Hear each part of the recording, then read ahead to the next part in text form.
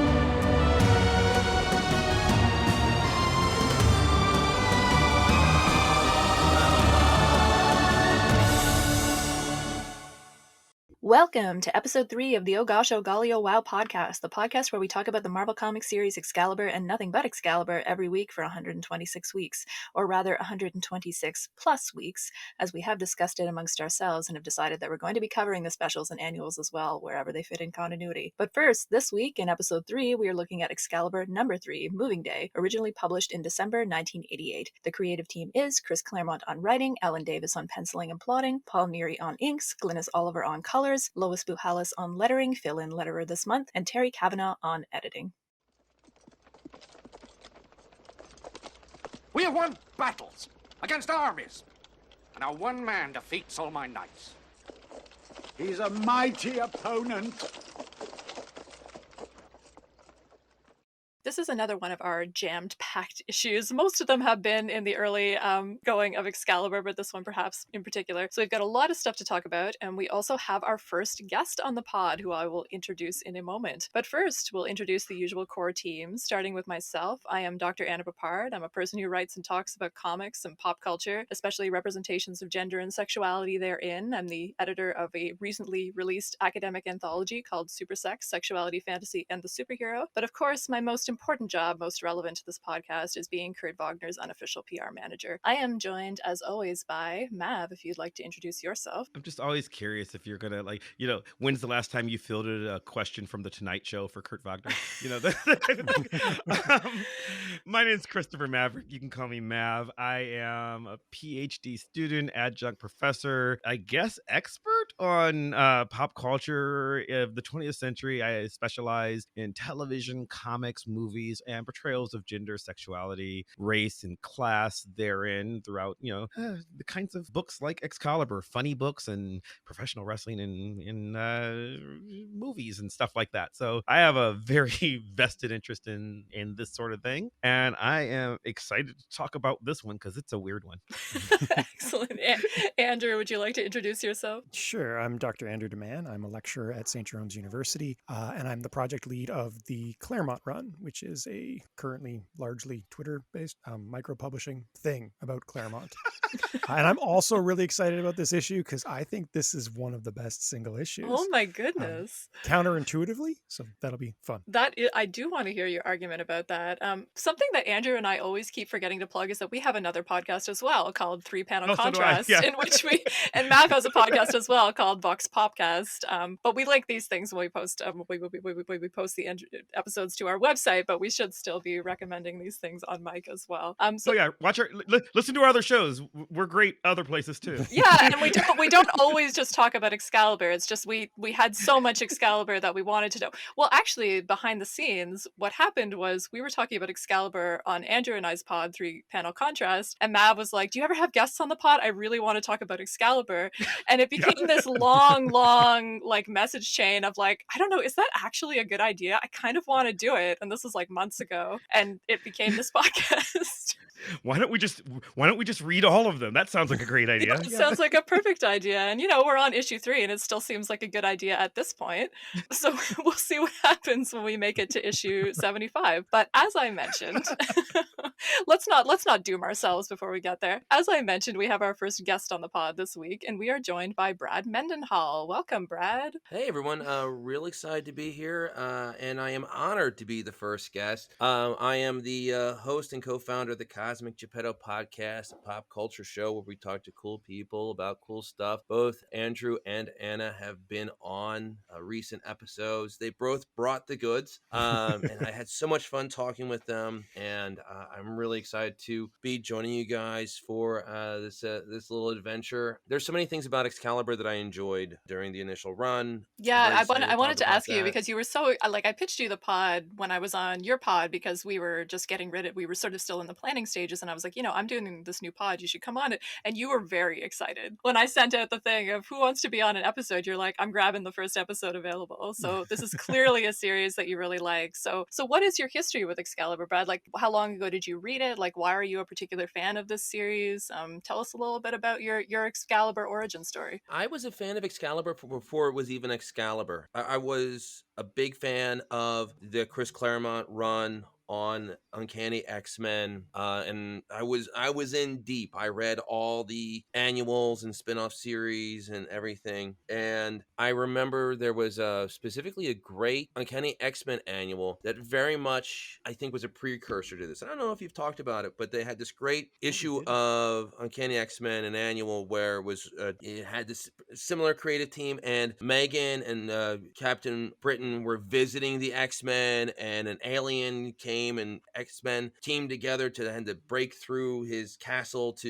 It was just very cool, and it was very much Claremont. You could see him doing something very different because it was this fantasy, sci-fi, but very British feel that he was leaning into. And then not too long after that was when Kurt and Kitty and Colossus as well, although it took him a while to join Excalibur, when they got hurt. And I was so excited. It's like, okay, when are they going to come back? When are they come back? And Claremont took quite a while to make that happen. And then when they announced Excalibur and this, amazing combat, Claremont with, a very different artist than you're used to him working with. I mean, again, I know they had worked together on an odd issue of X-Men here or there in that annual, but it was such a different feel. And I read it from the beginning. I remember buying that first issue, which was more of a graphic novel, and just being hypnotized by it. And it was so great. And this, I'm in agreement with the previous statement. This is, I think, one of the best single issues of this series. And I know it's a lot of setup, but it's also a great example of what 80s comics was like, because it was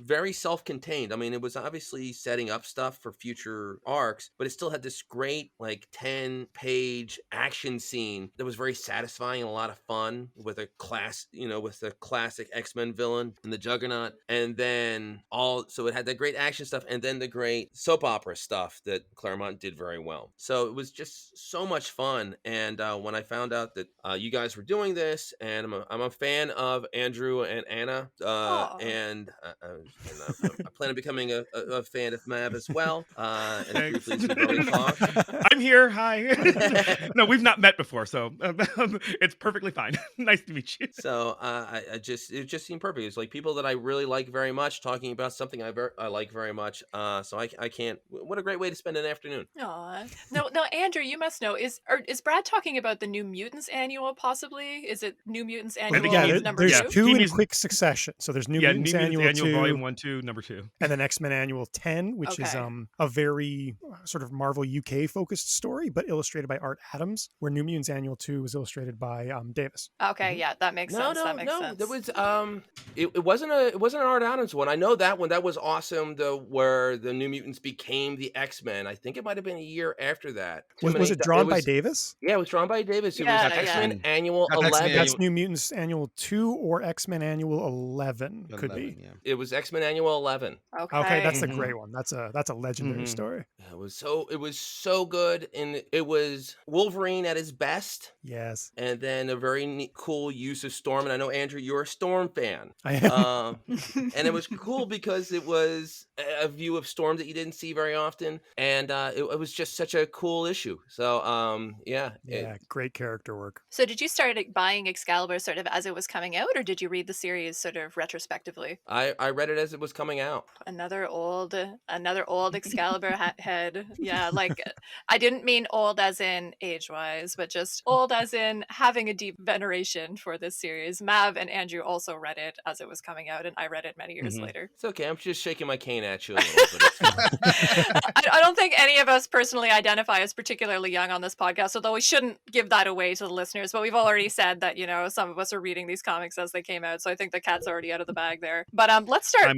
I'm eternally 19, so Yeah, I mean, I'm not counting my age in the pandemic era, that's for sure. So let's start with some issue summary and then sort of get into the conversation of this issue. And we can go back to some sort of first impressions and stuff there. But just so we're all on the same page, because I know many of our listeners possibly haven't read this at all or haven't read it since 1988. So we'll start there. So Excalibur #3 Moving Day opens with the very British crime lord known as Vixen and a squad of very motley attired goons breaking into an ultra-maximum security prison known as Crossmoor to break out an unnamed prisoner who turns out to be missing. It's a trap. But Vixen and co. promptly turn lemons into lemonade by freeing longtime X-Men foe the Juggernaut, who, once freed, smashes through the walls of the prison, creating a massive prison break. Vixen's gang escapes in the confusion with jetpacks. It's pretty awesome. In the meantime, the army arrives at the prison, and so does Excalibur. Captain Britain, aka Brian Braddock, gets his butt handed to him by Juggernaut, while Shadowcat, aka Kitty Pryde, and her trusty dragon Lockheed easily recapture a carload of escapees. What Kitty does with intangibility powers and dragonfire, Nightcrawler, aka Kurt Wagner, does the mostly old-fashioned way, subduing another group of escapees with some acrobatic hand-to-hand fighting moves and a cute smile, of course. When Megan discovers her beau being brutalized by Juggernaut, she steps in to save him, growing to an enormous size capable of matching Juggernaut's power. Unfortunately, she doesn't get a chance to test her might, as the rest of the team arrives, and Kurt, Kitty, and Phoenix, aka Rachel Summers, who have some experience handling Juggernaut, quickly work together to stop Megan and subdue him telepathically. Brian and Megan kiss, and Kurt teases Kitty that she's sad the fight is over. Turns out she is, because according to her, anything's better than moving. From the aftermath of the prison break, we jump to an abandoned warehouse in Newcastle where a sci-fi nerd with some kind of homemade alien detector and a colander on his head named Rupert Holloway discovers the disembodied robot head we've seen a couple of times by now. The robot creates a dimensional portal which transports Rupert to the futuristic bedchamber of Opal Loon Saturn 9.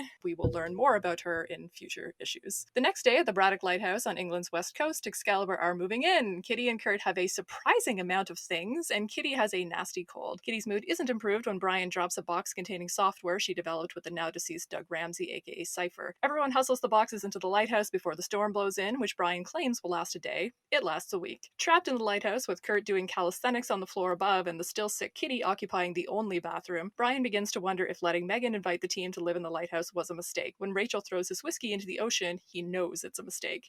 He flies into a rage, leaving Megan to be comforted by Kurt, who hugs her to his chest in the rain. It's very romantic. But wait, there's more. In the basement of the lighthouse, Kitty comes face to face with a dinosaur doppelganger of herself, and Brian meets his ex-flame Courtney Ross in London to complain about Megan being too devoted to him. But when Brian finally returns to the lighthouse, the team agrees to try and make it work. The issue ends with Kurt getting everyone to bring it all in for a little sports cheer. It's kind of adorable, and everybody smiles. So, a lot of stuff, a lot of setup, but two of you now have said that this is one of your favorite Excalibur issues, which really intrigues me. It's an issue that I like a lot, and yet a favorite issue, that's like a lot. So what is it, I'll start with you, Andrew, what is your argument for this being sort of one of your favorite issues or one of the best issues of Excalibur? Well, I'll start by picking up on Brad's point. The fight scene is amazing. It is a situation where, one, the fight is actually tactical. So there's a rational strategy involved. We always have that thing in Marvel Comics where Cyclops we're told he's a brilliant leader, but his strategy is usually to have everyone run at the bad guys simultaneously. And shoot. Run at them at the same time and shoot your power that way. And it works. But Cyclops' plan, yes. So you got that. You've got really good visual inventiveness on the part of Davis in that fight scene. You never lose track of all these different pieces. And you got some cool Looney Tunes shots of Brian in that 3-panel sequence being knocked miles away by Juggernaut. You've got great character development. You introduce all the characters really successfully in that battle scene. For me, that's a better pilot than issues 1, 2, or 0 as an introduction to the characters. And then as I said, the character work after that is great. It's subtle. It opens pathways for future issues. There's a lot happening in this text. To me, this is Excalibur at its peak in terms of what that book does best. Oh, wow. Yeah, do you agree with that, Brad? Are those some of the reasons why this is your favorite issue? This issue really did set up some of the dynamics with the characters. The issues and the special leading up to this, everyone sort of got along. There actually wasn't even even because they were very action heavy, you didn't have quite the interpersonal relationships weren't developed. And you were starting to see that development. You were starting to figure out where everyone belonged in the team. So you had Brian, especially, who was an overpowered, too good looking putt.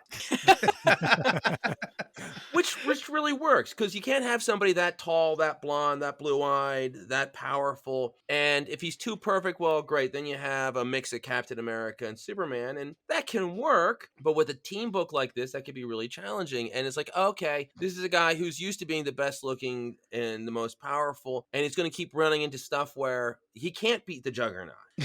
And he's not a very good boyfriend. Sort of one of those things where he's not a very good boyfriend because he never really had to worry about being a good boyfriend. He was just rich and good looking and tall. So so his entire life he's been told you're dreamy, you're perfect, you're funny, you're all these things. He's not. He's none of those things.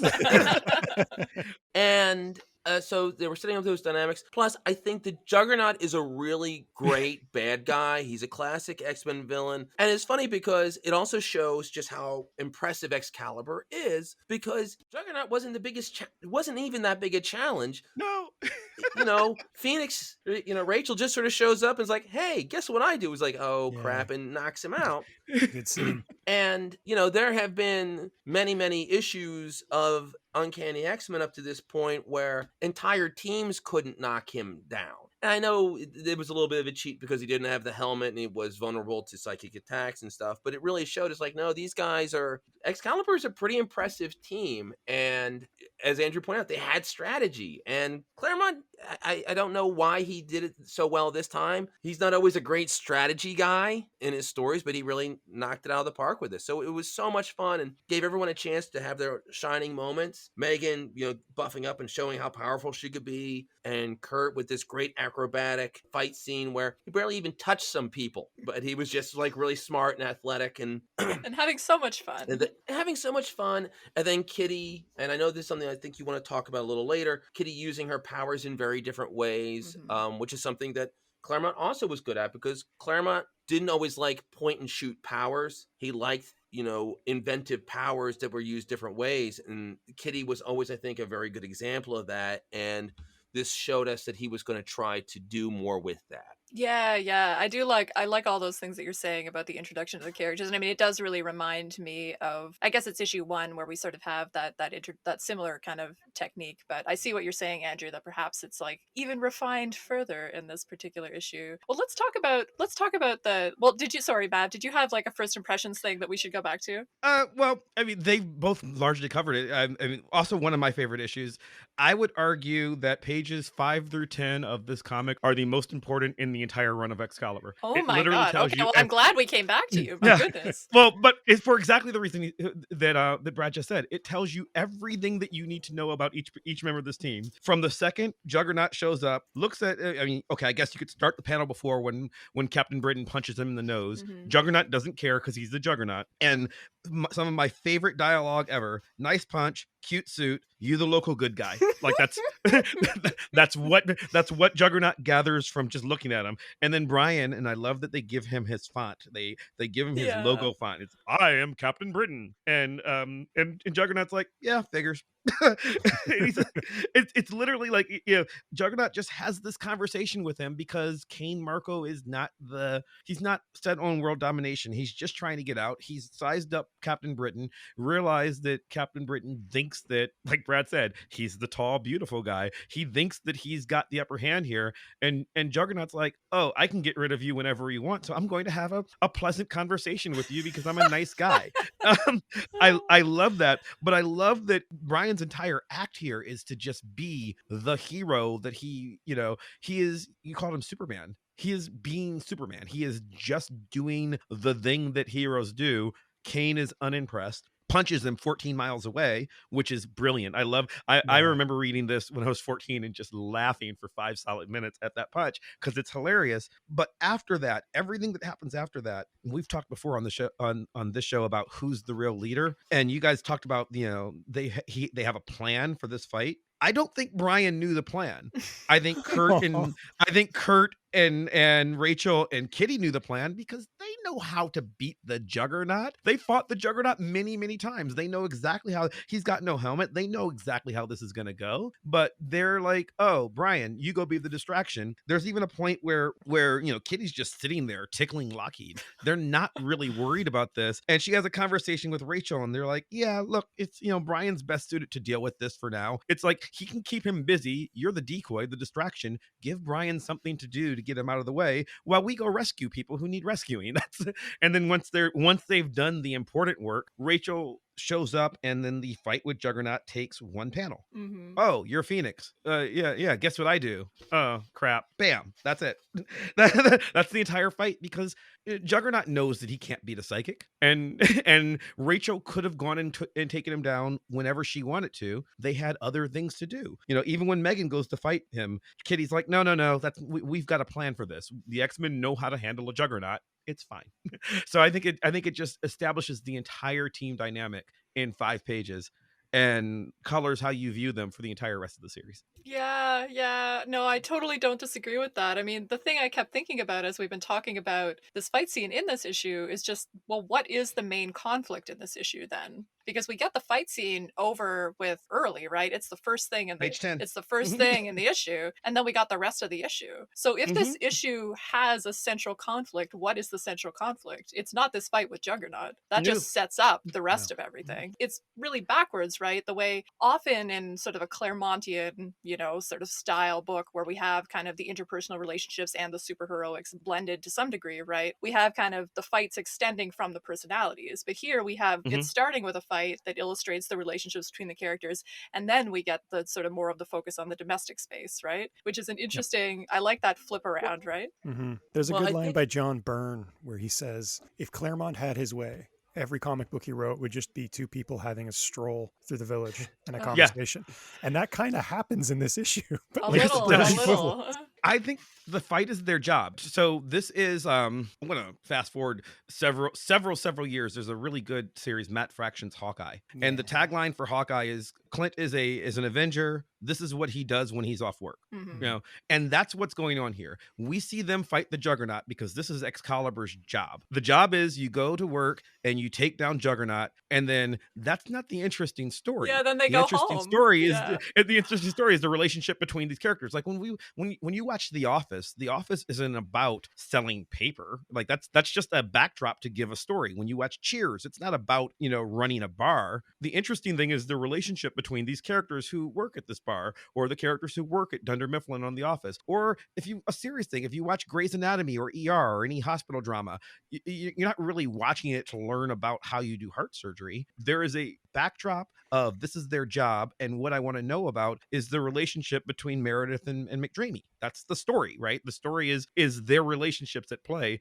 So in this particular issue, I'm giving you who these people are through this fight. Now that that's out of the way, let's just be done with all the fight crap and let's talk about the meat of Excalibur, which is how these people get along with each other. Yep. Well, there was also a thing, and maybe this is the reason why I liked it so much. It struck me very much like Tom DeFalco Amazing Spider-Man, where there was this great run of Amazing Spider-Man where Tom DeFalco wrote it and Ron Frenz drew it, where that was often how those issues would be framed, where at the beginning there'd be a couple guys doing a robbery and Spider-Man shows up and he webs them up and he punches some people, and it really doesn't have anything to do with the issue as a whole, but then you would have this really cool dynamic artwork and this fun action sequence, and then the rest of it would be, okay, well, does Mary Jane know that he's Spider-Man? Is he going to make his rent? And all these soap opera-ish and sort of dramatic dialogue that he would have. And it was funny where you would have that fun framing of, okay, we're going to give you all the punching and the whams and the bams and everything at the very beginning, but then the rest of the issue will be a very attractive guy in a double-breasted suit talking with a beautiful woman who's almost supernaturally gorgeous, and having them walk and talk, and him complaining about how his talking to his beautiful ex-girlfriend about how his beautiful current girlfriend is too much in love with him. Wow, something we can all relate to. Yes. Yeah. I think it was also part of what 80s comics were like, where I know comics have changed, where everything's about these 6-issue arcs and the action's very different and the stories go a lot longer and issues aren't often that satisfying to read an individual issue. But in the 80s, no, they would very much want to have a succinct story that you could tell in one issue, which they did. I mean, the conflict between the characters is pretty much resolved by the end of the issue pretty quickly, and you know that they're setting stuff up to be dealt with in the future, but they still had, Brian comes back and he has a change of heart. I don't know if it's 100% earned, but that's okay because it's going to be a problem. But in the next issue would be the next story. And that's not really how comics work anymore, because they like to have the 6 to 12 issue arcs because they can get repackaged and all the other things that go on in the business part of comics. So this issue for me was a really neat sort of traveling back in time. It's like, oh, this is what comics were like, where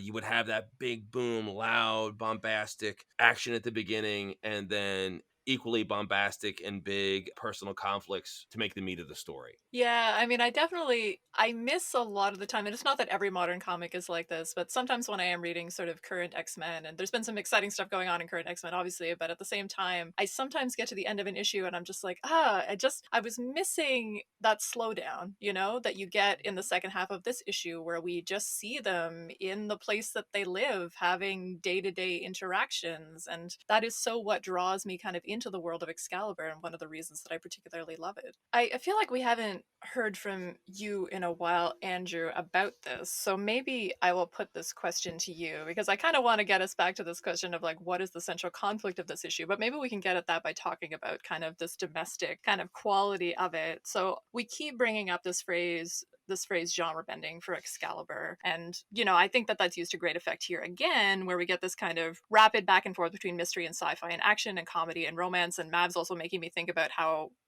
much Excalibur is kind of like a sitcom as well, which is an interesting direction we could take this conversation. But what I particularly love about this issue, and so much of what you've all brought up is related to this, is that focus on the domestic space, which we've been talking about, right? So less than half of the issue is at the lighthouse, but it does a lot with that time in the lighthouse. And so I want to ask you guys, what's appealing about bringing us into this world in this way, on focusing on this domestic space? You've both talked about how there were some precedents in the superhero genre. I mean, the precedent that I would bring up would be Fantastic Four, sort of their interactions in the tower that they all used to live in, right? So they had a lot of sort of interactions with the domestic and the fantastic in that comic, sort of as the comic that starts the Marvel universe. So there's some precedent for this. And obviously another precedent is X-Men comics, them living in the mansion together. Although I always felt in Uncanny that there was never enough of that, strangely. I often did want to see them just having a movie night or hanging out at the mansion, and sometimes it was just barreling so far ahead into outer space or whatever that we didn't get as many of those moments as I think I personally would have wanted. But Excalibur, with it being a small team and it's confined to this very small space, that's one of the sort of focuses of the conflict here.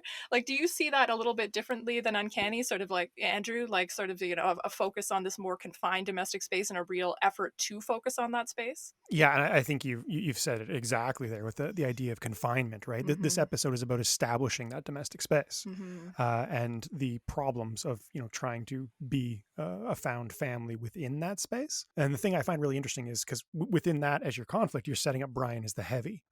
He's obviously the jerk, but note that a lot of his perspective drives the sort of pace of the story in this issue. So it's Brian waking up to Nightcrawler making up too much noise, and Kitty's in the bath, and all these annoyances happening to him. So he's almost like a domestic anti-hero, which I think is really cool in terms of creating some complexity in that relationship. Because Brian is a jerk, right? He's obviously a jerk. He's a character you love to hate, but at the same time, he's portrayed in all these sympathetic ways because of his complex backstory and because of, again, just the protagonist effect and putting us in his shoes as much as Claremont and Davis do in this issue. Yeah, and because we have been talking a lot, and we will continue to talk a lot about Brian being a jerk, right? And yet there are elements of the story, right, that sort of bring you into his headspace and sort of, if not empathize with him, certainly have a degree of sympathy for him. I also just have to mention that he is easy on the eyes, and they do a lot of him like walking around the light. He's not really my type. I'm a Nightcrawler girl. We all know that. And yet at the same time, when I picture Brian Braddock, I 100% picture him drawn by Alan Davis, shirtless, wearing those green sweatpants, wandering around the lighthouse. Like that is the automatic picture that goes into my head. And I'm like, I don't mind like just watching him walk around. It looks very nice. I mean, again, not really my type. I like,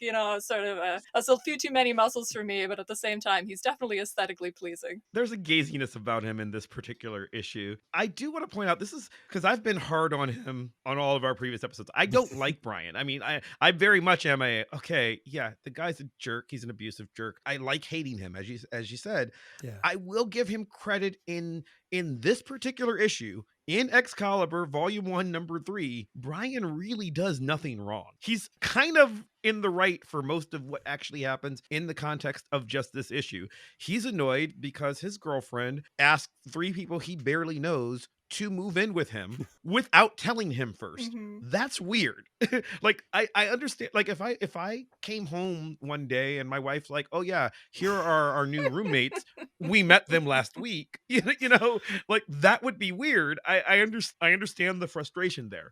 It's we have one bathroom and there are 3 strangers living with me. This is odd. I'm trying to think of like also a joke too about like where we found these strangers, because it would be somewhere wacky. Like these aren't just strangers from work. These are like strangers we met like after the concert or like something. Right. He or during a podcast about Excalibur. Yeah. Oh, don't look out your door right now, Mav. Do not look out your door. Yeah.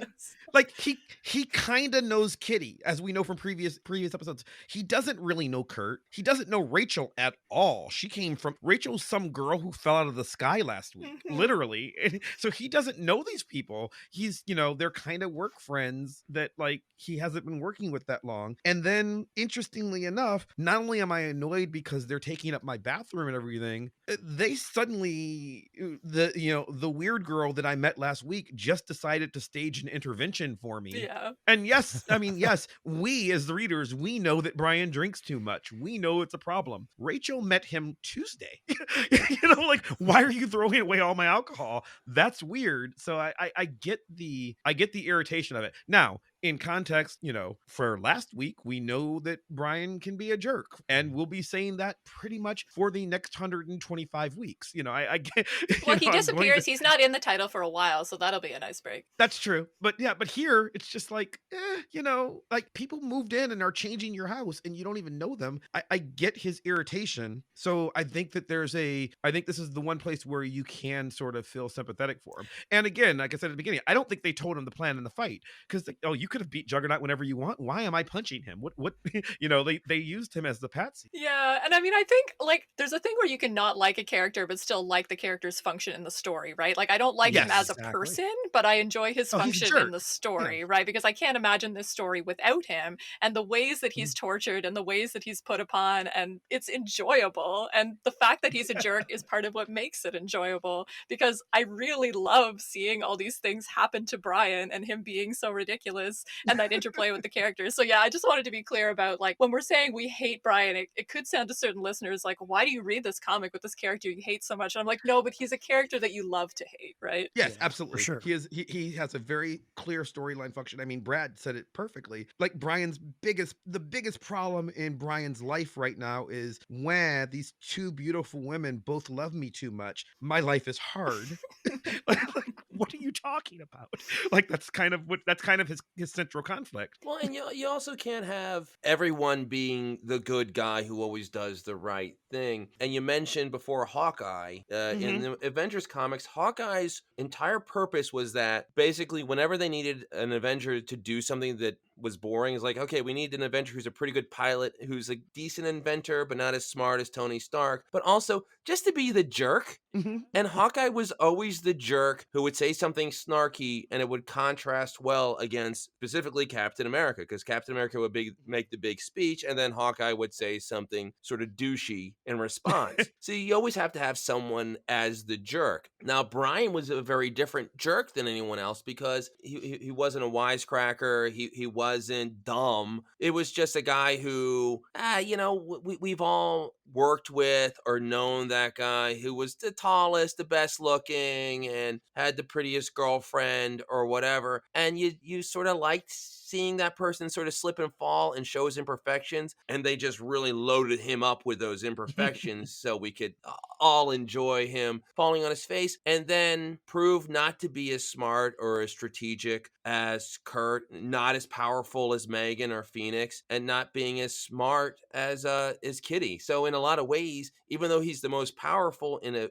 Superman way, he's also the least of the team. He's kind of like if people play MMOs and you have to have different elements on each team, and someone says you have to be the tank, and you resent it because you don't play that way. Brian doesn't want to be the tank. Brian wants to be the intellectual. He wants to be the leader. The scientist. Yeah, exactly. And he's clearly frustrated by that role. I mean, we haven't talked about sort of the Britishiness of Excalibur too much lately. I mean, is Brian's British identity part of this? I mean, is there kind of like taken down this sort of British guy that's part of this? Because I think there is, but I'm curious. There's a great quote by Alan Davis where he says that Brian's problem is that he suffers from old British fatalism. Oh, okay. Yeah. I kind of like that. Again, this idea of being put upon, but stiff upper lip, suffer through it kind of thing. Mm-hmm. He doesn't want to be Captain Britain, but he feels that responsibility and obligation. I mean, yeah, I just feel like we have to think about that context in terms of this being a comic that would have primarily been read by American readers, but that's mobilizing this British context. And again, how different he is in this context versus the British publishing context is interesting there in terms of, how we're supposed to view this character from one national context to another, right? Well, there's also a little bit of, British monarchy there where he was predestined to be Captain Britain. When he tried to step away from his birthright, it ended up tragic for his sister, and the way they have him dressed, like with the very nice suit, and it does very much seem like an aristocracy to him. And then when you think again, with it being the American context of wanting to take down that British aristocracy, that kind of makes a lot of sense. And Courtney fits into that as well too, right? Someone who's kind of like the equivalent of a duchess. She's part of that world, that world of privilege that he could fall into, but he has chosen not to so far. Well, sort of stemming from this question about the question of kind of the domestic space, although I actually kind of want to ask you guys a little bit more about that. Is that sort of a central hook for all of you with Excalibur? Like that sense that we get of them being in this confined space? Because I definitely love that. I love that sense of them being a group of misfits against the world that are in this lighthouse off the coast of, graphically anyway, it seems like the coast of nowhere, that, the isolation of that space gives them a real closeness both to each other and to us reading it. Do you guys sort of feel that effect with this kind of setting and the way it's played in a comic like this? There was a long tradition, as you already pointed out, of home bases. So with like the Super Friends of DC, you had the Hall of Justice, you had the Baxter Building with the Fantastic Four, you had Batcave. But I tell you what, the Lighthouse was very different. First off, it's visually striking, and like the X-Men mansion was always sort of bland looking. It just looked like sort of whatever the particular artist on that issue thought of as a mansion, and there wasn't anything real distinctive to it. But the Lighthouse was very distinctive, and it was also nice because it was small. It wasn't big enough. And, the X Mansion is huge. Avengers Mansion is huge. And I think there was a little bit of, living through the characters. It's like, how fun would it be to be in this giant mansion? And it's so cool. Well, they didn't do that. Instead, they did is like, hey, lighthouses are cool. They look really neat. But actually living in one with other people probably would stink a little bit. So you have the cool visuals and it's distinctive, but you have natural conflict. Right. Rachel and Kitty share a bedroom. That's how little space they have. Because part of the joy of like the old X Mansion, right, is that it is so expansive and like, oh, what other rooms are there, and who's going to be behind this door or whatever, right? And we have that a little bit here since we've got a portal in the basement, right, that leads to other dimensions. And yet again, that sense of confinement, right, going from that expansive X Mansion to this overcrowded lighthouse where they don't even have individual rooms, where they're already driving each other crazy after a week. We know for a fact, and they make it very clear, and I think it's important that they make it clear, that there is only one bathroom and there's a schedule. So I mean, it seems like a very deliberate choice to do a specific thing with this book in terms of character conflict, right? Right. The X Mansion is big enough to be a school for however many students we decided we feel like having in the storyline this month, right? In the original original one, there's only 5 students at all at Xavier's in the original run. But by the time Claremont's doing X-Men, you've got all the X-Men living there. You've got all the New Mutants living there. And a few years later, you've got random other mutants who aren't even part of these teams living there. You've got Morlocks in the, like coming in and out. It's clearly expansive. So there's plenty of room. This is a college campus. And yeah, they don't even have their own bedrooms here. I guess there's 3 bedrooms because Megan and Brian share one. Kitty and Rachel have one floor where they have twin beds. And I guess Kurt has his own somewhere. And that's it. That's the space in the lighthouse. They've got a big basement where Kurt's setting up his jungle gym. It is a makeshift family having to deal with the problems that families have to deal with. And not only domestic, but I know, Anna, you want to talk about the mundaneness of this issue. They're bad at dealing with the mundane. Yeah. To them, the mundane is, how do we, Juggernaut's yeah, they're so good at dealing with that. But well, that's just something that happens once a week. We know how to deal with a Juggernaut. We don't know how to deal with a bathroom schedule. And that's weird. I mean, it's weird, but that's what makes it interesting. It's interesting because they live in this hyper world where they cannot deal with, how do I deal with this very basic relationship that my girlfriend's kind of clingy and I'm kind of standoffish. And I want to talk about that, and I want to talk about Kitty's Call, but just really, really quickly, I like as sort of like a metaphor or like a meta thing of like the whole X-Men franchise, which the franchise had gotten so expansive, and what Excalibur does, and the Lighthouse really like metaphorizes this, is that it creates this confined space separate from the rest of the X-Men books, and I think that that's part of what creates kind of that cultish sense of ownership over this particular series, that you can create that special little corner for yourself with this series that perhaps you'd felt lost in sort of the ever-growing expansiveness of the X-Men franchise, and yet you have this lighthouse that you can go and be in with these characters over here in this little corner. Anyway, Andrew, sorry, go ahead. Well, I was just going to add to that. I mean, just connecting it to our discussion of genre bending, I think the erosion of privacy and putting everyone in a confined space, that's very important to sex farce. And you can see the narrative in Excalibur emphasizing constantly that their privacy is being inflicted upon, that those boundaries are no longer discreet. So we're setting up that, again, sex farce element that means a lot to Excalibur as a book. Yeah, and we get a very, interesting moment in the development of the Kurt-Brian-Megan relationship here, where we see the beginning of Kurt becoming Megan's shoulder to cry on, literally. Yeah. I mean, what goes on with this scene with Kurt and Megan? Why is this scene kind of important? What is this setting up in terms of the dynamic between these characters? Well, I would just say that I love that it emphasizes the collateral damage that Brian's actions are causing, showcasing Megan's vulnerability and giving the team this sort of role of having to constantly pick up the pieces of Brian's mess. So he's hurting the team, not just Megan. Yeah. It becomes a team problem. He's hurting a family, because you see this as a sense of his family here, right? Yeah, for sure. Well, but is he part of the family yet? Yeah. I mean, we've talked about that a bit. Like, he's the brother of someone they know. They don't really know him, and she's dead. They know Betsy, but they don't really know Brian. Kitty met him a couple times. Kurt's been in a coma. Rachel has never met him before a week ago. Like, I don't know that they're close to him, which is suddenly they're now, it's sort of moving to college for the first time, right? When you move to college and you move into your freshman dorm, you're now living and sharing spaces with this person you met today. I think there's a lot of that going on, and then that doesn't make him right. I said he did nothing wrong in this issue. I mean, in this issue, right? Because they do know he's an alcoholic. They've only known him a week, and it's apparently been a problem. It's been a problem to the point where Rachel does not blink about just getting rid of all the whiskey. She's just like, screw you, dude. I'm done. It's been a week and I'm done with you already. So that's, this is implying a lot of drama that we didn't necessarily see. Mm-hmm. Well, what do you make? What do you make of the Brad, Megan, Nightcrawler? Brad. Sorry, yeah, Brad. You're not part of this triangle, but But anyway, what do you make of the Brian, Megan, Kurt triangle? Are you? Do you want any of these characters to end up together? No. That's probably the right answer. They all were too good for each other. First, and I know a little bit from the Captain Britain series before this, Brian wasn't interested in her until she learned how she could change her appearance to make herself pretty. Mm-hmm. Yep. And then Kurt, his feelings for Megan very much seemed like he thought she was very nice and very sweet and deserved better, but you don't really see any, what would they have in common? What would they have to talk about? Kurt, I always thought, was at his best when his romantic entanglement would be with somebody smart who wouldn't put up with his crap and who would call him out on like him being this over the top romantic character, and the people who would, the women who would find it charming, but also would tell him to knock it off. I always thought he functioned better, somebody who was smart and sort of tough in their own way. And I never really got the impression I got was it was always supposed to be Brian and Megan, but they threw Kurt in there to be a fly in the ointment. But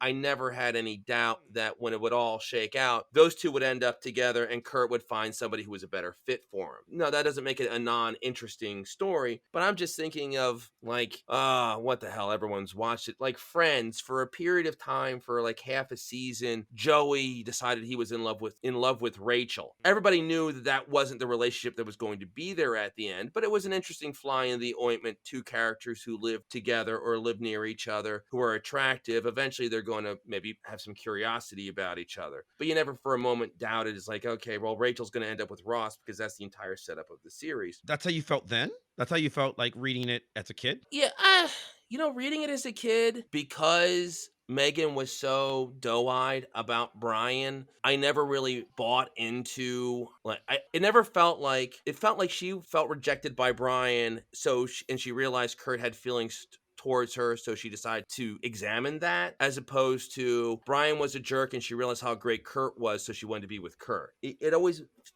felt like Kurt was her second choice, or somebody who was an option that made sense, but not who she really had the strong feelings toward. I find that interesting, because I always read it as a kid, and I see what you're saying now about like, would it have worked between Megan and Kurt? No, they're very different. Those characters, knowing what happens over the rest of the series, I know that they are going to become very different people. But reading it back then, I was sure that like I believed that I was supposed to be rooting against the lughead quarterback and rooting for Duckie. I mean, that's who Don't do that to Kurt, please. I hate Duckie so much, and please don't do that. But he's not the nice guy. He's better than that. He is better than that, but that's the story, right? The story There's is elements of that story, but yes. Right. They have been placed in a John, fine, we'll make it some kind of wonderful instead, right? Like, but they've placed them in this John Hughes romance where there's a jerky rich dude who you're supposed to root against, and you're supposed to root for the regular guy, who I think Kurt is in this situation. And Megan is only with Brian because she's the cheerleader, and the cheerleader is supposed to be with the quarterback, and that's the teen romance that you're supposed to be building.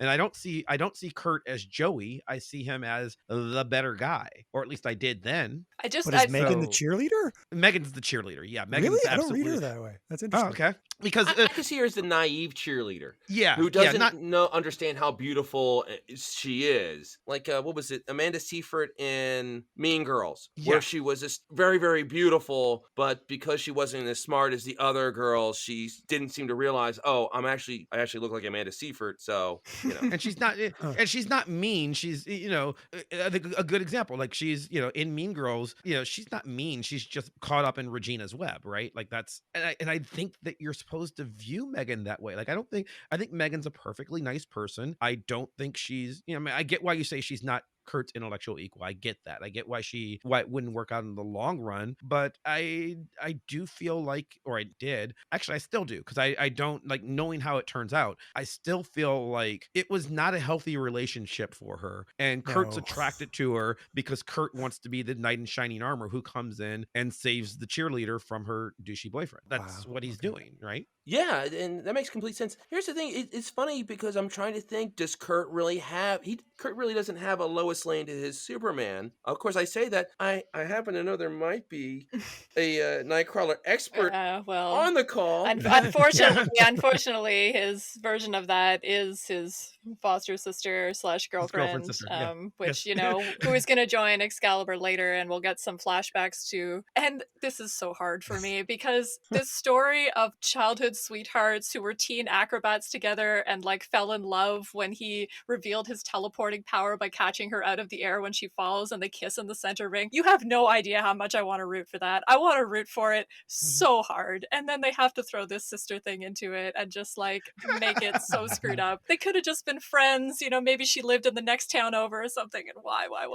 Because I want to root for it so badly. He keeps coming back to her and like, yeah. She could just be another girl in the circus and it would have been fine. I know. Yeah. Like, it would have been it doesn't have fine. to literally be a sister. I know. Believe me. Nightcrawler fans just are tortured by that, believe me. We've got like 50 issues before we get there. But yeah, sorry, we derailed kind of the thing. I mean, you know, like I agree with what you guys are saying, you know, like in terms of, I've never really shipped like Kurt and Megan. I would have liked her to have a lot more agency in that relationship for me to be able to kind of believe in that as a possible relationship. I have a question, and this is just a little behind the scenes. When we were talking about offline preparing for this, Andrew, you said something that I never read. You said Megan's supposed to be 17 or 18 here? Yeah, we should according talk about to Davis's talk character about that, Bible, yeah. yes. I would have, I mean, now I know she's naive, but reading her as a kid, and again, I'm 14 when I read this issue. As a 14-year-old, I believe Kitty is my age. I believe Rachel's a little older than me, maybe 17, 18. I believe Kurt is a grown-up. You know, he's probably an old man in his 20s. Brian, you know, like, and Brian's maybe a little older than that. Brian is And 30, according to the same Bible, yeah. I believe Brian's 30. I believe Kurt's 25, 27, you know. I would have sworn Megan was 25 and just naive, but I would have never read her as a literal teenager. Yeah, I always read her as the same age as Kurt, like, you know, 23, 25, something like that, because that's part of what they have in common, whereas Brian is older, and that's part of what is sort of the conflict between them. Yeah, Brian's a little too worldly for her, and she doesn't know that. He doesn't know that. Kurt was more emotionally on her level, even if he was more worldly as well. Still, I never would have read her as that young. Yeah, I think, okay, so two things. The first thing I would say is that if people were familiar with the Captain Britain mythology, where she's literally been kept in a trailer her entire life, that makes it more senseful that she's that young, right? Because why would she otherwise be still with her parents at that time? And then the other piece for me is, and this is a problem I've had with Claremont with the Kitty Colossus relationship we've talked about, that argument that there's a difference between actual age and like maturity is used to justify Kitty Colossus a lot. That argument has to go in reverse.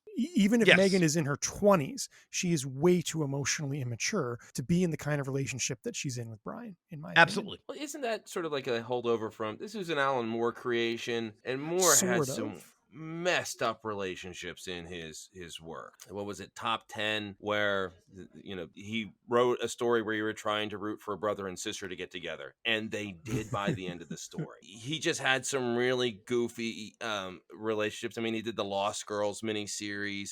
So it's almost like, yeah, she was that young, and then it seemed like Claremont and Davis were trying to sort of age her up and not really mentioning the age too much and drawing her a little bit more mature, because they were just, you know, heck, obviously, and I know Claremont's talked about how much he loved a lot of the Alan Moore writing of Captain Britain, and he wanted to include Moore's characters. I mean, Vixen, who I don't even know, we haven't even spoken too much about, that was a classic Moore creation during that run. Claremont wanted to play in that sandbox, but, you know, there was some uncomfortable things in the sandbox as well.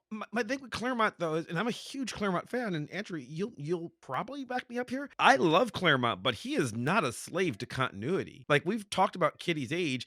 Kitty is as old as Claremont wants her to be in that moment, and the consistency be damned if it has to be. And not just him, other writers as well, right? Like, it's the Franklin Richards problem. Franklin Richards at this point in comics, I mean, is literally being written as a 12-year-old in Fantastic Four and a 6-year-old in Power Pack the same month, frequently. It makes no sense. It's just that one writer needed him to be younger, and one writer needed him to be older, and that was happening routinely in the 80s. It didn't make any sense. So I don't know why you would keep her young. And to be fair, it's not really mentioned, and I didn't notice it in 1988. I didn't know it until Andrew mentioned it earlier today, but it makes it even creepier that she's that young. Yeah, I think if you come back to, again, her power set, though, right? The idea that she's this emotional empathic metamorph, sorry. The idea that Brian's vision of her would be aged up beyond her maturity level, that makes sense and is, again, contributing to the creepy factor in an enormous way. But I think Claremont is at least very conscious of her immaturity and her vulnerability, as we see in this issue. Which is why we don't root for them. I think Megan is a very subversive character. That's why I don't read her as the cheerleader. I think it's Claremont's commentary on how women are sort of sexualized to a maturity level beyond their existence as a result of domineering men. I didn't read that as a kid. That's how I read it now, right? Isn't that what the cheerleader trope is, though? I mean, the cheerleader is arguably, yeah. You could argue designed to be sexy to men. Yeah. High school cheerleader. Yeah, it's when we've been having these. I'd never really thought about sort of my opinion about whether Brian and Megan should end up together, only because it had seemed to me reading it like it was so obvious that they would, and I knew from other comics that they did. But I mean, the more we've been talking about it, and it's just like, I feel like we're really going to turn our listeners off of this relationship because of like just bringing up this stuff with her age. And you think about, because you start to think about the implications there, you know, she's aging herself up to be like a version of him that he's comfortable with. And you're just like, oh, minefield. They can't possibly end up together if that's the context. And we're going to talk about the evolution of their relationship, but yeah, it's hard to get past some of those things. But we will debate how effectively some of the issues with Megan's identity get dealt with moving forward. I mean, there's lots of stuff that I wanted to ask you guys, but I mean, is there anything anything that I was just going to ask, anything that we haven't talked about that you guys really want to talk about? Because there's so much more that we could. This is the first appearance of the Excalibur sexy pajamas. Oh yes, let's please talk about their pajamas. I have an interest in X-Men pajamas. I didn't have a thought beyond that. Oh, okay. Well, yeah, like Rachel showing up in these sexy pajamas is a thing, and like Megan too. I mean, not really surprising for either of those characters, although we see with Megan, we'll see in future issues, she kind of even adopts sexier and sexier pajamas, trying to kind of like please Brian. I am disappointed that Kurt is in his uniform in that scene, because that feels like a missed opportunity, because he's also got some sexy pajamas throughout Excalibur. But well, he did earlier. We saw him in his robe after his shower last. Like, I actually like that he is, because Kurt is, you know, the conflict here is Kurt is doing calisthenics at the crack of dawn, which irritates Brian. It also, I mean, yes, he's only exercising, but it like leads to questions about how soundproof their home is for other reasons, as you know, you were talking about the domestic sphere. Yes, I've thought about that, definitely. Yeah, but clearly, if you can hear him doing his cartwheels, then you can hear sex. Yeah, like you know, if like that's clearly a problem in their home. I might have thought about that, written about it into a fan fiction at some point. You know, whatever. Like who's keeping track? Again, I think of this as not so much even the sexiness, other than the fact that this is just that is naturally how I would expect Megan to sleep, would be in one of Brian's t-shirts. I would expect Rachel to have more sexy clothing than Kitty does for sleeping, because she does for walking around during the day too, right? So I get that, and I think this is the thing where, again, you go away to college and now you're suddenly sleeping in this room with somebody you don't know, and then everybody on your floor, you know, oh, it's bedtime, so people are just going to be in their pajamas. It does make it very natural, even if there is like an implied sexuality about the way they dress, but they're sexual characters, which is one of the things that we find interesting about the show, about the book, why we did the show. Yeah. Well, one of the really things I really found interesting, and it was already becoming established, this was Rachel was a character who had been around for a while, going back to, she had the small role in the Days of Future Past. Days of Future Past. And she had never been presented as a particularly attractive character before. She wasn't somebody who her sexuality was a big part of the character. And then when she comes to Excalibur and Davis, all of a sudden really, you know, gave her the skin tight red outfit. And when she would dress in her civilian clothes, the short skirts, and making her an overtly sexual character. But it was also a weird thing, because it wasn't like she dressed sexy, but she wasn't a man eater. She wasn't on the prowl or anything like that. You rarely saw any sort of romantic entanglement. It took a while before they even entertained the thought of a romantic entanglement for Rachel. She was just somebody who, as drawn by Alan Davis, and not as drawn by John Byrne. I mean, John Byrne, she looked sort of like a middle-aged woman, and then John Romita Jr. drew her as a teenager. Annie Lennox? Yeah, exactly. And all of a sudden it's like, okay, no, we're going to give her a bigger bust size and a really skin tight costume, and that's going to be her thing. You were starting to see that more and more by this point, where it's like, okay, she's a little bit of the sex bomb, but like an unknowing sex bomb who would dress sexy, but just because she liked dressing sexy, again, she didn't have a boyfriend. She wasn't searching for the boyfriend. She never said it's like, oh, I gotta hit the bar so I Anna, can come home with a guy. Anna always calls her untouchable just because of the spikes and everything, right? Yeah, and I even see something like her sexy pajamas here as like conveying a little bit of untouchability. Just the way she like stands and moves in that outfit too. She's so different from Megan in terms of posture and body language. So much goes on. I mean, again, we're a bunch of literary nerd geeks on a podcast, but like just to even just analyze, like sit there and just think about what you're conveying from, because I said you call them pajamas. There is no doubt in my mind that Megan is sleeping in. I mean, I think that's Brian's tank top. I think that's how it's supposed to Yeah. be. Yes, it clings to her, Yeah. but I don't think it's her Well, shirt. I think he's not she. wearing a shirt, so yeah. Yes, so that's Brian's tank top. But he never wears a shirt when he's at home. We've seen him like this Yeah. before. Like he has tank tops in his size for her, you know. And I do think that these are Rachel's sexy pajamas. When we last saw her before Excalibur, you know, she was going to the body shop to remake herself. And I think this is, even without maybe being non-sexually active, sure, but this is her, you know, this is a girl who grew up in a Holocaust, essentially, got to be a superhero, got to be a slave again, escape from that. And this is her trying to establish who she is on her own, I guess. You know. Yeah, and I can accept that about it too, because I mean, you think about like these are very like fashion-y pajamas too. She's got like these silk fashion-y pajamas, and you definitely see some experimenting with identity going on there. Andrew, any last things that you want to bring up that you're desperate to talk about? We didn't really talk about sort of some of the world building. Like we didn't talk about, you know, we see the portal in the basement emerging again, and we see the first appearance of Dinosaur Excalibur, who will come back in a big way. Just briefly, I would point out, I really like in this issue that Claremont is actually doing 2 independent foreshadowings towards these abstract science fiction stories.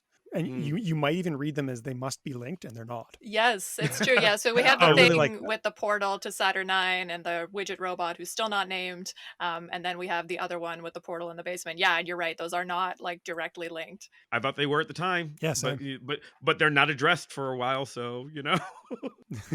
I don't know. My only one thing, and it's like just a little thing, but you know, just getting back to like our constant praise of Alan Davis's art, that panel where Kurt is hugging Megan in the rain, and like such good body work there in terms of the way he does sort of Megan sort of reverting into her other shape, and then he does Kurt curling his tail down his leg. It's just a really, really wonderful panel. I could look at that panel all day. I would point out in that panel, the panel before, I love that she's reverting. You don't really quite see her face. Yes. You know exactly what's going on. You know that she has these other forms from the previous couple issues, or any previous appearances that you might have read if you've read the British comic. But if this is your first issue of Excalibur, you have just enough of her face, and you see her ears change in the panel before. So you have just enough of her face to know that she's turning into something that she considers hideous, but you never actually get to see it. It's, you know, like it gives you the emotion of her embarrassment by it and her trust in Kurt to like lean on his shoulder for it without like really sort of revealing the transformation, which I think is interesting. It makes it more visceral for me. Yeah, and I mean that she even semi-reveals that transformation to Kurt sort of speaks to there being a possibility of a bond between them that is sort of, you know, a bond of empathy and difference, right? When I think of Excalibur, even more than Chris Claremont, I think of this as Alan Davis's book. Yeah. Is there any other artist that really becomes associated with this? Because I'm thinking of, what was it? Recently they had a Scarlet Spider series where Mark Bagley did the first 6 issues, and then they just bounced around from guest artist to guest artist, and it really hurt the series because it didn't have that artist identity with it. Aside from Alan Davis, is there any other artist that you think of when you think of this series? Any other like permanent artists who really sort of made an impression? Because it really feels like Alan Davis's book, and when you lose his art, you lose so much of the story's identity.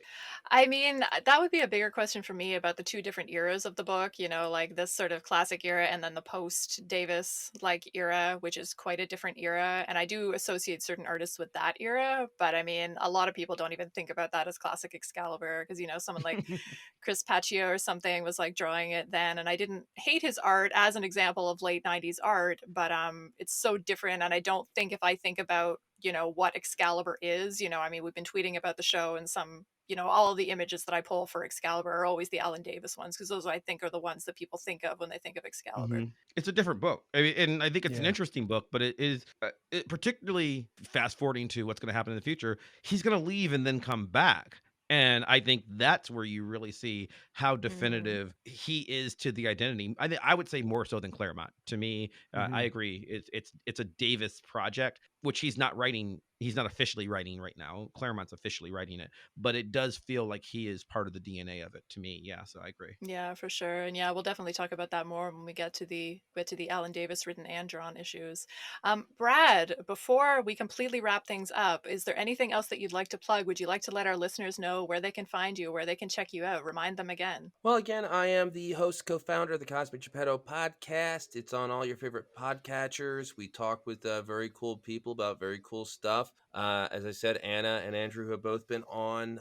Anna, we have you sort of slotted to come back soon for something we're very excited to talk about. So, keep an eye on that. And you can follow us on Twitter at Cosmic G Pod. And I'm going to plug something that I don't have anything to do with. Go for it. You guys came onto my radar because of author Travis Smith, who is the author of a very good book called Superhero Ethics. So after you read Super Sex, you should read Superhero Ethics, 10 comic book heroes, 10 ways to save the world. Which one do we need most now?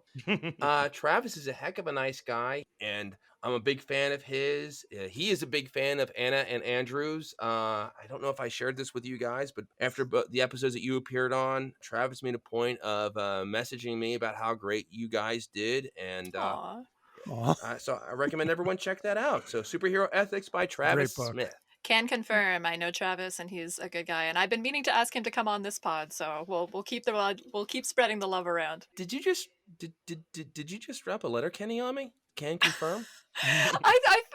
Okay, there's certain Letterkennyisms that I feel like are Canadianisms that I was saying already. So I don't think that I took that from Letterkenny, but yeah. I actually just had Sonia Bennett, who has written a couple episodes of Letterkenny on the Cosmic Geppetto podcast. So I've been getting up on all my Letterkenny. So it just, when you said can confirm, I was like, did that just happen? I feel like that's probably just my Canadian slipping out, but either thing is possible. But we will wrap it up there before this becomes a Letterkenny podcast, which would be a thing that we could do also. But anyway, I'm really losing the thread of this.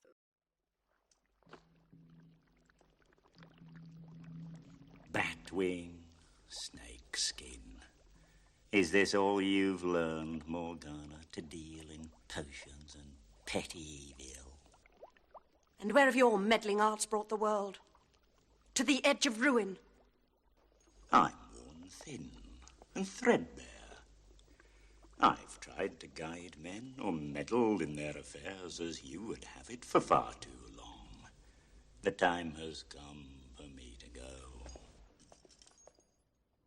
I think we will wrap things up there. Next, in 1 week's time, we'll be on to episode 4, in which we will be discussing Excalibur number 4, Still Crazy After All These Years. It features perhaps my favorite Nightcrawler scene of all time. It's a lot of competition, but it's definitely up there, among other things, I'm sure, including the return of the Crazy Gang, and Arcade, who's always a reliable good time, although not according to Andrew, possibly. Well, we'll talk about that. In the meantime, if you liked what you heard, please follow us, like, and review the podcast wherever you're listening to it, or if you want to chat with us about Excalibur or pitch yourself as a guest for future episodes, we're open to that. Let us know. You can reach out to us via our website, goshgollywow.com, where we've got some fun extras, or via Twitter at goshgollywow, where we'll be posting daily pages from whatever issue we're reading that week, and more fun extras. Thank you, Andrew and Mav, for another stupendous conversation. Thank you so much, Brad, for being our very first guest, legendary immediately. Thank you all for listening, and a special thank you to Maximilian of Thoughtform Music for our truly epic theme song. Play us out.